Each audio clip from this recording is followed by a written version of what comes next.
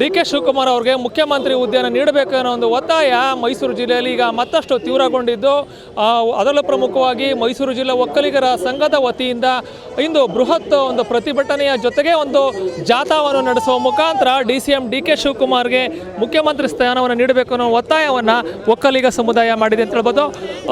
ಮೈಸೂರು ಜಿಲ್ಲಾ ಒಕ್ಕಲಿಗರ ಸಂಘದ ವತಿಯಿಂದ ಈ ಒಂದು ನಡೆದಂತಹ ಈ ಒಂದು ಬೃಹತ್ ಪ್ರತಿಭಟನಾ ಜಾಥಾದಲ್ಲಿ ಒಕ್ಕಲಿಗ ಸಮುದಾಯದ ಒಂದು ಸ್ವಾಮೀಜಿಗಳು ಕೂಡ ಪಾಲ್ಗೊಳ್ಳುವ ಮುಖಾಂತರ DCM ಡಿ ಕೆ ಶಿವಕುಮಾರ್ ಅವರಿಗೆ ಮುಂದೆ ಈಗ ಮುಖ್ಯಮಂತ್ರಿ ಹುದ್ದೆಯನ್ನು ಒಂದು ಅಧಿಕಾರದ ಹಂಚಿಕೆಯ ಸೂತ್ರದ ಒಪ್ಪಂದದಂತೆ ನೀಡಬೇಕನ್ನೋ ಒತ್ತಾಯವನ್ನು ಈಗ ಮಾಡಿದ್ದಾರೆ.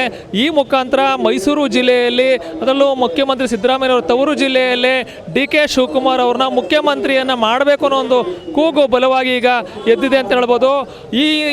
ಇಂದು ನಡೆದಂತಹ ಒಂದು ಬೃಹತ್ ಶಕ್ತಿ ಪ್ರದರ್ಶನದಲ್ಲಿ ಸಾವಿರಾರು ಮಂದಿ ಒಕ್ಕಲಿಗ ಸಮುದಾಯದ ಒಂದು ಮುಖಂಡರು ಮತ್ತು ಜನರು ಕೂಡ ಪಾಲ್ಗೊಳ್ಳುವ ಮುಖಾಂತರ DCM ಡಿ ಕೆ ಶಿವಕುಮಾರ್ ಅವರಿಗೆ ಮುಖ್ಯಮಂತ್ರಿ ಸ್ಥಾನವನ್ನು ನೀಡಬೇಕು ಅನ್ನೋ ಒತ್ತಾಯನ ಮಾಡಿದ್ದಾರೆ.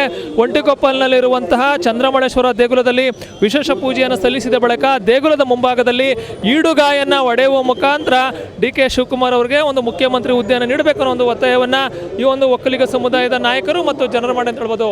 ಒಟ್ಟಾರೆಯಾಗಿ ಸಿದ್ದರಾಮಯ್ಯ ಅವರ ತವರು ಜಿಲ್ಲೆಯಲ್ಲೇ ಒಂದು DCM ಡಿ ಕೆ ಶಿವಕುಮಾರ್ ಅವರಿಗೆ ಮುಖ್ಯಮಂತ್ರಿ ಹುದ್ದೆಯನ್ನು ನೀಡಬೇಕು ಅನ್ನೋ ಒಂದು ಬಲವಾದ ಕೂಗು ಕೇಳಿ ಬಂದಿರುವ ಒಂದು ಹಿನ್ನೆಲೆಯಲ್ಲಿ ಈಗ ಸಾಕಷ್ಟು ಒಂದು ರೀತಿ ಮಹತ್ವವನ್ನು ಪಡ್ಕೊಂಡು ಹೇಳ್ಬೋದು.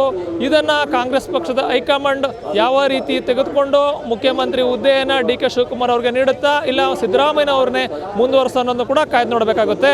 ಆದರೆ ಸದ್ಯದ ಮಟ್ಟಿಗಂತೂ ಮೈಸೂರು ಜಿಲ್ಲೆಯಲ್ಲಿ ಒಕ್ಕಲಿಗ ಸಮುದಾಯ ಒಂದು ದೊಡ್ಡ ಮಟ್ಟದ ಒಂದು ಬೃಹತ್ ಪ್ರತಿಭಟನಾ ಜಾಥಾ ನಡೆಸುವ ಮುಖಾಂತರ ಒಂದು DCM ಡಿ ಕೆ ಶಿವಕುಮಾರ್ ಅವರಿಗೆ ಮುಖ್ಯಮಂತ್ರಿ ಹುದ್ದೆಯನ್ನು ನೀಡಬೇಕನ್ನೋ ಒತ್ತಾಯವನ್ನು ಮಾಡಿರುವ ಒಂದು ಹಿನ್ನೆಲೆಯಲ್ಲಿ ಈ ಒಂದು ಬೆಳವಣಿಗೆ ಸಾಕಷ್ಟು ಒಂದು ಮಹತ್ವವನ್ನು ಪಡ್ಕೊಂಡಿದೆ ಅಂತ ಹೇಳ್ಬೋದು. ಕ್ಯಾಮ್ರಾ ಪರ್ಸನ್ ಅರ್ಜುನ್ ಜೊತೆ ರಂಗಸ್ವಾಮಿ, ಪ್ರತಿನಿಧಿ ನ್ಯೂಸ್, ಮೈಸೂರು.